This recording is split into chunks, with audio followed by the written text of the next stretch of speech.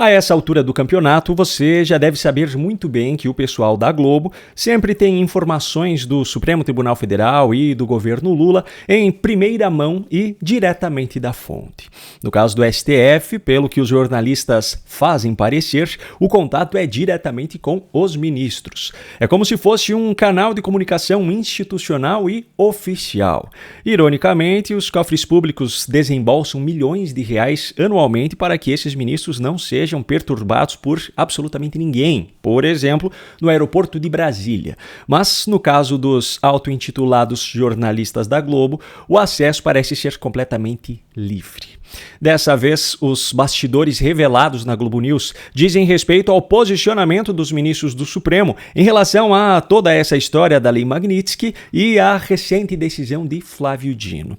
A título de contextualização, Flávio Dino aproveitou-se nessa semana de um caso específico que não tinha nada a ver com as sanções a Alexandre de Moraes para tomar uma decisão com um efeito mais amplo, forçando, por exemplo, as instituições bancárias a desrespeitarem qualquer medida relacionada à Magnitsky.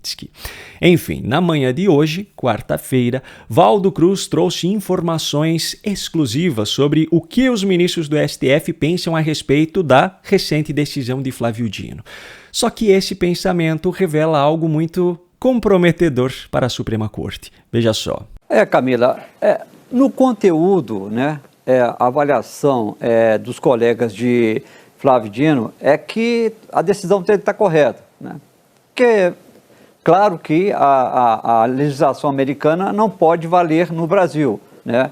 E você pode abrir exceções desde que seja solicitado um pedido ao Supremo Tribunal Federal e a Suprema Corte brasileira dê essa autorização, uma homologação para que um pedido seja feito, como a gente comentou ontem aqui, pedido de bloqueio de contas de um traficante no Brasil.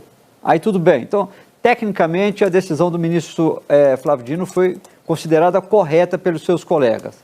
No que eles fazem reparo? Eles falam, alguns inclusive falam até que ele atropelou quem?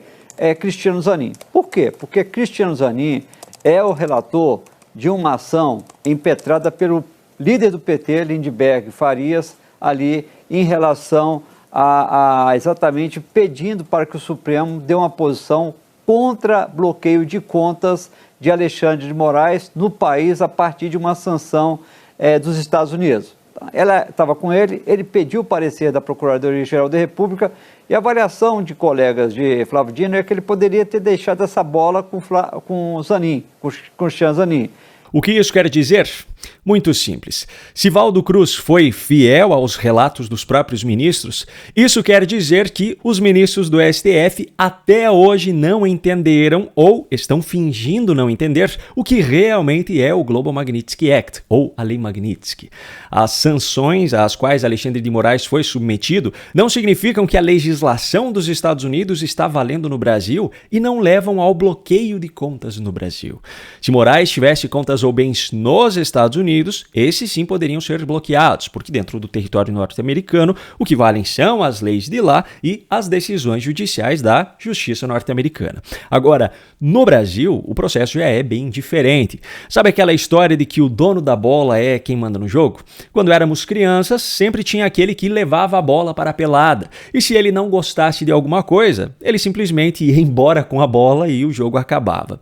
Pois é, em um contexto global, em muitos quesitos, os Estados Unidos são os donos da bola. Nas peladas por todo o Brasil, o jovem proprietário desse instrumento de jogo não pode proibir alguém de entrar no campo, por exemplo. Mas se ele leva a bola embora, os demais jogadores simplesmente não podem mais jogar. Naturalmente, esses demais jogadores acabam tendo que respeitar as regras determinadas por ele. Da mesma forma, os Estados Unidos não podem impor punições diretamente no território de qualquer outro país, mas eles podem, por exemplo, impedir que as instituições bancárias tenham acesso ao sistema financeiro norte-americano se elas não jogarem de acordo com as regras. Agora, isso também não significa que qualquer presidente dos Estados Unidos pode aplicar esse tipo de sanção a qualquer pessoa que ele simplesmente não gosta. As coisas não são tão simples e tão desorganizadas nos Estados Unidos como os jornalistas militantes aqui no Brasil tentam fazer parecer. Moraes só foi colocado nessa lista por conta das inúmeras violações aos direitos humanos praticadas por ele, e basta uma rápida olhada nos outros nomes já sancionados pela Lei Magnitsky para entender o nível em que é preciso chegar para sofrer essa punição. Bom, hoje foi publicada uma matéria no portal Metrópolis que mostra que dos 236 mandados de prisão expedidos por ministros do STF que seguem em aberto, somente um não foi assinado por Alexandre de Moraes. Ele é o responsável por todos os outros 235, mais de 99% do total. E ainda tem mais um ponto que eu preciso chamar a atenção sobre o que foi revelado pelo jornalista da Globo. O reconhecimento dos próprios colegas de que o ministro Flávio Dino se meteu em algo que não competia a ele. A ação que está nas mãos de Cristiano Zanin, cujo autor é Lindbergh Farias, do PT, já é ridiculamente absurda. Mas Flávio Dino ainda atropelou o colega e fez essa manobra inacreditável, colocando as instituições bancárias brasileiras em risco de colapso. Diante disso, eu preciso fazer duas observações. A primeira é de que, mais do que qualquer outro, Flávio Dino parece ter experiência em quebrar bancos.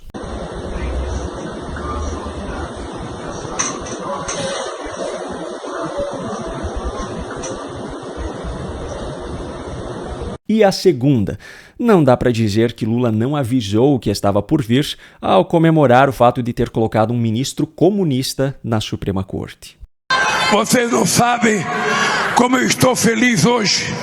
Pela primeira vez na história deste país, nós conseguimos colocar na Suprema Corte desse país um ministro comunista, um companheiro da qualidade do Flávio Dino.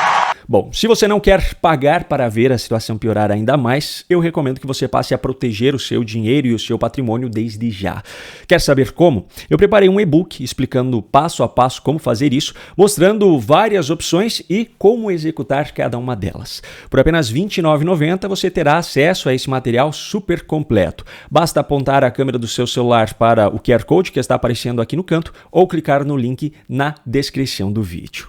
Agora, precisamos falar sobre o Legislativo.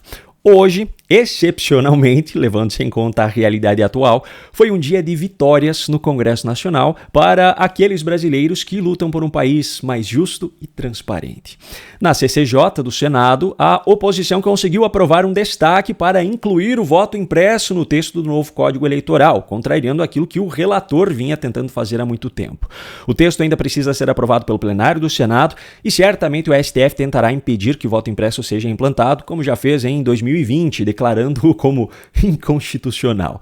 Mas essa pequena vitória de hoje não deixa de ser um passo importante para que um dia o cidadão brasileiro possa confiar que a sua escolha está sendo respeitada. Outra vitória nessa quarta-feira foi a escolha do presidente e do relator da CPMI do INSS. Vale lembrar que esse escândalo estava sendo apurado até então por duas instituições controladas pelo governo, a CGU, comandada por Vinícius Carvalho, indicado de Lula, e a Polícia Federal, cujo diretor-geral é André Rodrigues, também indicado por Lula. A CPMI seria a única opção para uma investigação um pouco mais imparcial. Só que o governo Lula e os presidentes do Senado e da Câmara, Davi Alcolumbre e Hugo Mota, queriam aliados no comando dessa comissão.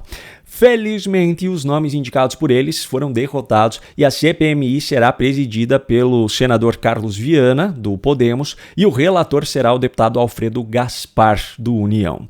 Isso representa uma pequena esperança de que pelo menos essa investigação não passará pelo filtro petista antes de ser exposta ao público. Agora, essas vitórias de hoje ainda não conseguem apagar a cena vergonhosa registrada ontem na Câmara e protagonizada por Hugo Mota.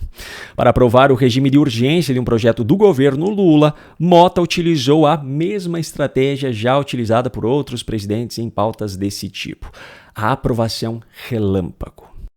Orientação de bancadas. Aqueles que forem pela aprovação do requerimento permaneçam como se acham. Aprovado.